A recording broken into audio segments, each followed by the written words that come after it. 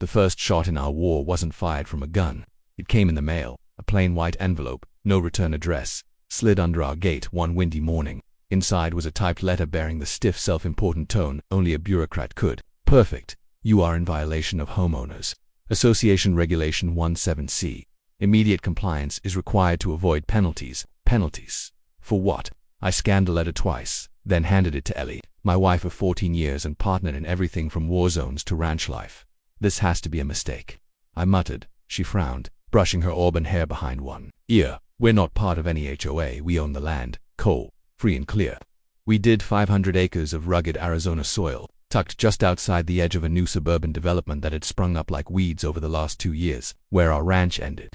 The prefab McMansions began uniform rows of beige boxes with manicured lawns and surveillance signs on every post. We called it the grid. They called it Whispering Hills Estates, and at the helm of that little empire was Karen Whitlock, president of the self-appointed neighborhood queen, and apparently the woman behind the letter.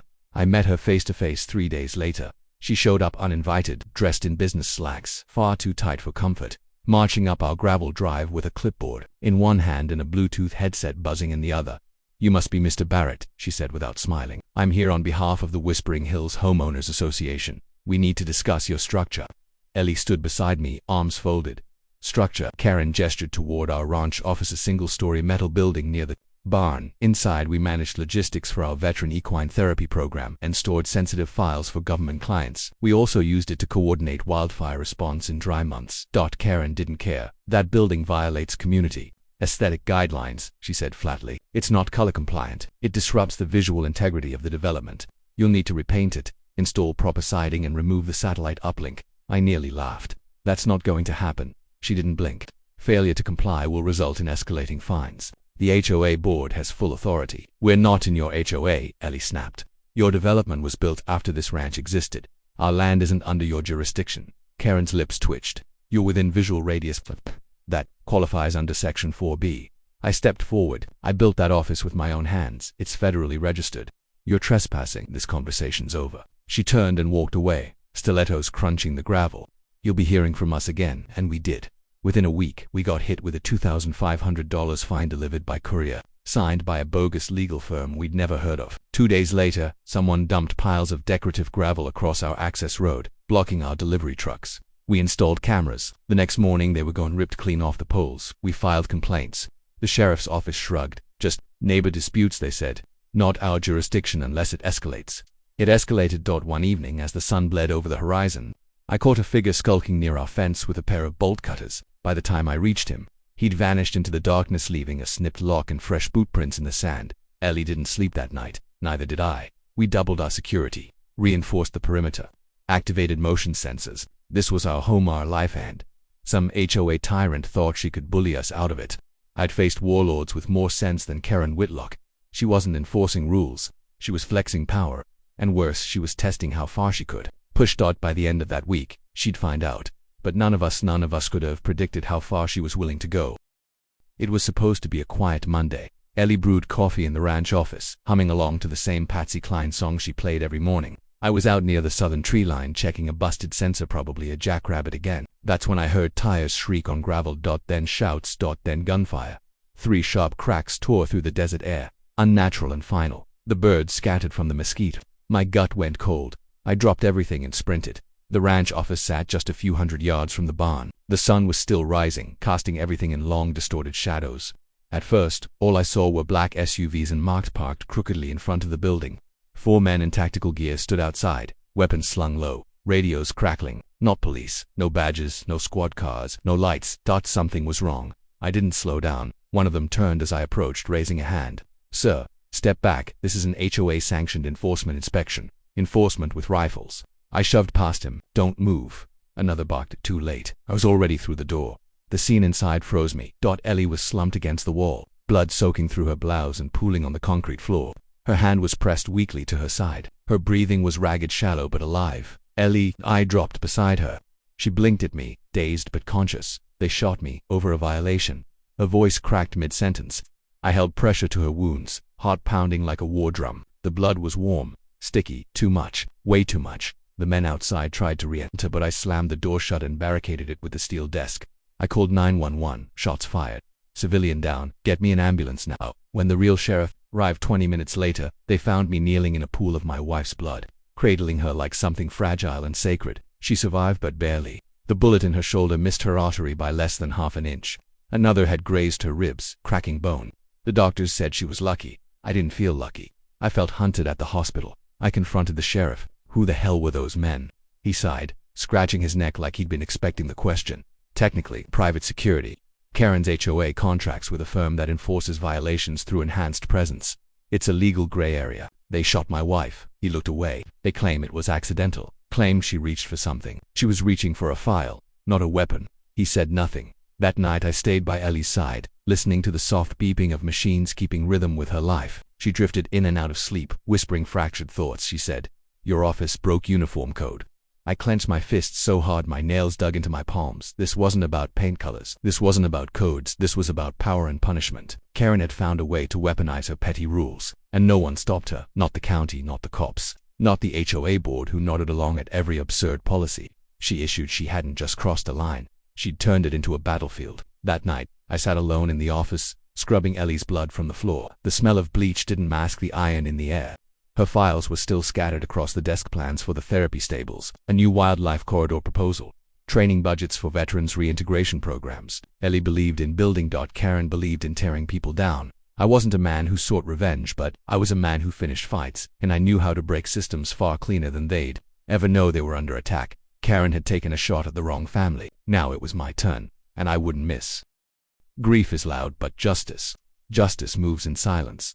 While Ellie recovered her arm in a sling, her voice still weak, I began building something no HOA policy could stop. A full-scale retaliation operation disguised as a business restructure. Didn't advertise it, didn't shout it, I simply calculated.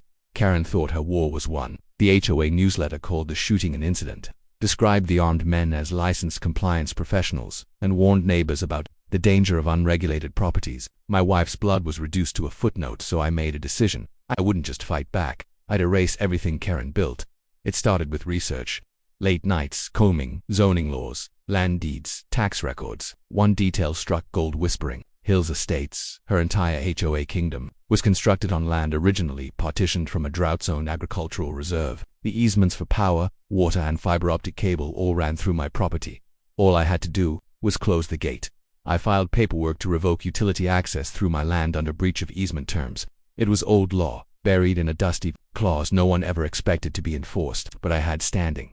The HOA board pushed back. Karen laughed it off in an emergency meeting. Done until the water stopped flowing, until the power went dark for 6 consecutive days, until their $3 million broadband infrastructure went offline for 2 weeks, and I was legally in the right the entire time while they scrambled. I moved to phase 2, financial implosion. Through a holding company, I began purchasing the HOA's debt. Whispering Hills had borrowed against future home values to fund expansion pools, community centers, security gates. With the market downturn, they were bleeding. I acquired the debt cheap, quietly, one LLC at a time. 3 weeks later, I owned the mortgage paper on 60% of their common areas. Karen still didn't get it. She doubled down, held a press conference blaming anti-community actors and rural extremists, claimed we were waging war on peaceful suburban living. She didn't realize she was now squatting on my assets. Phase 3 was regulatory. I dug deep into the original construction approvals. With Ellie's old contacts in environmental management, we found it. A skipped inspection on stormwater runoff. The HOA had built retention ponds too shallow, too close to protected marshland. That single failure violated both state water codes and EPA standards. I filed a formal complaint. 2 weeks later, government agents showed up with clipboards and cameras. A month after that, Karen received a $4.2 million remediation order and a court mandate to vacate and deconstruct the community pool, fencing, and 7 homes closest to the wetland. Now they were panicking. Residents started fleeing. Property values plummeted. For sale signs appeared like tombstones. Karen, she raged. She marched back onto my ranch, announced, barking threats at my staff, trying to serve Sanders' letters that had no legal standing. "You've ruined everything," she shouted, eyes wild. "This is harassment. This is terrorism." "No," I said calmly. "This is accountability." She called the police again. They shrugged. "You're on his land, ma'am." That night, Ellie and I stood on the porch, watching the HOA's perfectly uniform rooftops go dark, one by one. The silence felt earned. "I don't recognize that place anymore," she whispered. "You will soon," I replied, because Phase 4 was already approved. Demolition day arrived under a slate gray sky. 6 months of methodical dismantling had led to this moment. Whispering Hills. The HOA that had bled my wife and tried to break our spirit stood hollow and abandoned. Foreclosed homes sat like empty shells. The once manicured hedges were overgrown, ivy twisting up faux stone walls like nature reclaiming what arrogance had built. I stood beside the lead operator as our machines lined up on the outer rim. Excavators, bulldozers, a controlled burn crew on standby. We had permits, environmental approval, and state backing. On paper it was a wildfire remediation effort. In reality, it was justice brick by brick. Karen arrived in a panic. She screeched into the neighborhood in her silver Lexus, throwing it into park across the cracked HOA sign. She was thinner now, her sharp suits replaced with stretched sweaters in desperation. Her eyes locked on the machines, and her face contorted with fury. "You can't do this," she screamed, storming toward the command trailer. "I built this neighborhood." I stepped outside in full safety gear, clipboard in hand. Prepared. "No," I said. "You bullied people here. You built nothing but fear. This is illegal." "It's legal. I own the land. I own the debt. I own the HOA title. This entire subdivision is mine." Karen stumbled back, as if physically struck. "No, that's not possible." I pulled a folded document from my vest, her signature from 5 years ago, when she sold the mineral rights under the development to one of my shell companies. She never read the fine print. She never imagined someone would weaponize bureaucracy better than she could. "You signed it all away," I said. "You just didn't know who was on the other side of the table." She looked around, mouth quivering, searching for anyone to intervene.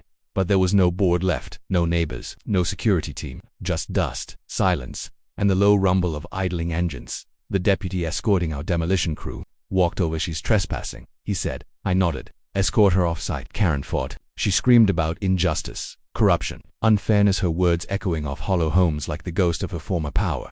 And then, she was gone. I turned to the foreman. "Level it." Metal jaws tore into vinyl siding.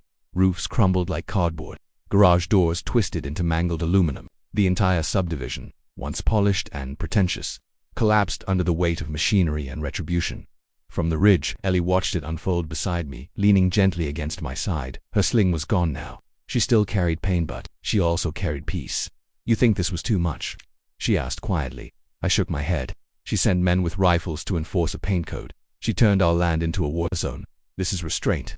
She smiled softly. "I just wish we'd never had to fight at all." "Me too," I said. "But if we had to, I'm glad we fought like this." By sunset, Whispering Hills no longer existed. Where Karen's neighborhood once stood was now a pile of crushed timber, broken sidewalks, and ash. But I wasn't finished. I had already submitted redevelopment plans to the state, a veteran-owned wildlife preserve, combined with a PTSD equine rehab center. Ellie's vision, finally coming to life. The same land where my wife was shot would now help wounded soldiers heal. The same roads that once delivered HOA warnings would now carry rescue horses and field medics, and the same earth Karen had tried to rule would never forget who it belonged to. Closing line for narration. Sometimes justice isn't loud. It doesn't wear a badge or knock politely. Sometimes it rolls in like thunder and leaves nothing standing but the truth.